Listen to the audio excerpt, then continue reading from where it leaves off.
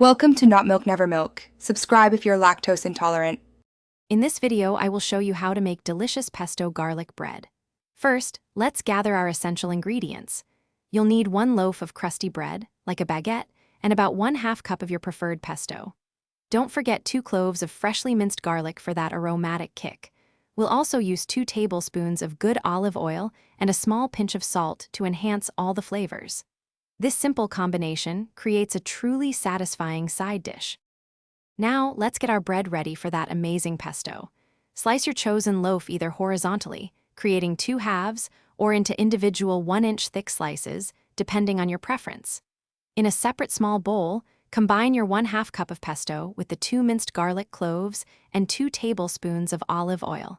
Give it a good stir until everything is perfectly blended. This ensures every bite will be bursting with flavor. It's time to bake our pesto garlic bread to golden perfection. First, preheat your oven to 375 degrees Fahrenheit. Take your prepared pesto mixture and spread it generously over the cut surfaces of your bread. Ensure an even coating for maximum flavor. Place the bread directly onto a baking sheet. Bake for approximately 10 to 15 minutes, or until the edges are beautifully golden brown and your kitchen smells incredible.